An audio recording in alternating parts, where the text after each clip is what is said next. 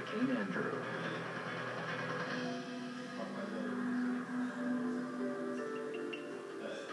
It's mid-August in suburban southern Florida.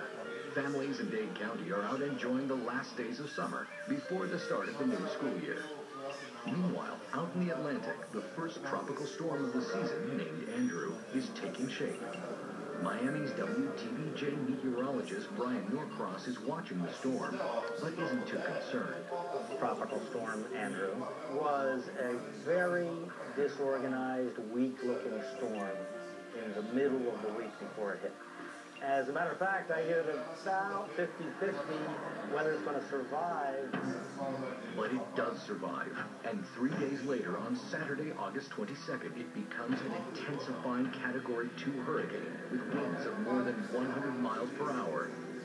And it's due to hit Florida in 36 hours. Norcross knows it could be serious.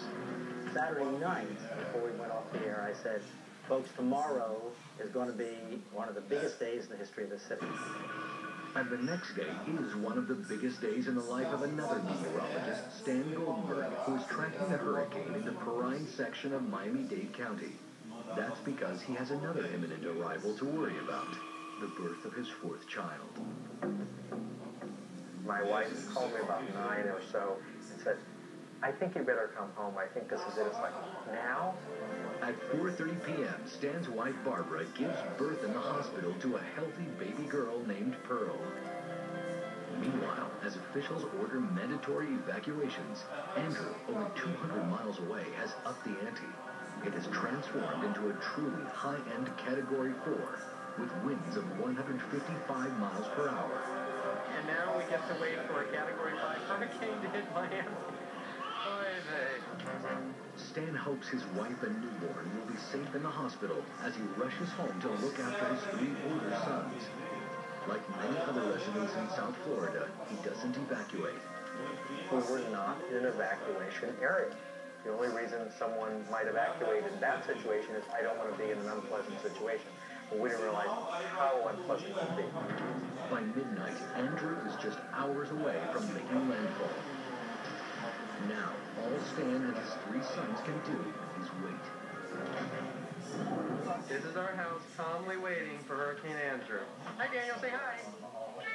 You can see it. A few hours later, as the wind and rain begin to build, the power becomes patchy. A few minutes after 4, you can start to hear the roar outside. Here, I don't know if we've hit the worst yet. Not by a long shot. Finally, at approximately 5 a.m., Andrew makes a terrifying landfall. The wood started to rip off the windows. And then the back slide glass door went, and we had the hurricane just roaring through the house.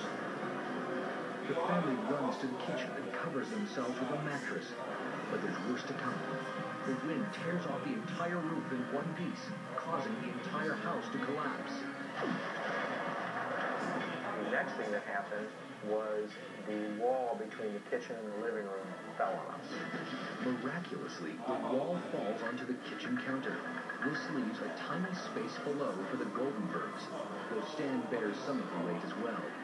In that position, I remember I was kneeled over 2 of my sons, and they were, of course, terrified, and so I was just saying, kind of as their father, it's all right.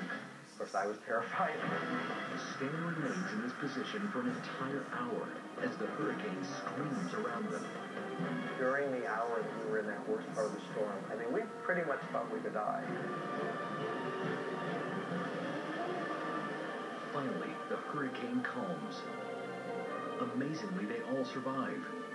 When day breaks, Stan is able to see just how lucky they are to be alive. The morning after, we have been through a night, and as you can see, we have no house. Thanking God that we're all safe. Hallelujah. Stan is stunned to see where his family hid. This wall fell on us. We were, I don't know how well this will come out, but we were underneath here.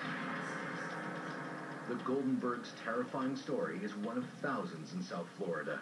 Hurricane Andrew kills 44 people, leaves over 250,000 homeless, and causes $26.5 billion in damage, making it the second costliest hurricane in U.S. history after Hurricane Katrina. Hurricane Andrew is one of the, I would say, the worst experience we ever had down here, at least in my lifetime. It was traumatic. Still we're living with it. But this horrific scenario could be much worse. If a Category 5 hurricane, and one even larger in size than Andrew, takes a track just slightly farther north with the center passing right over Miami Beach and downtown Miami,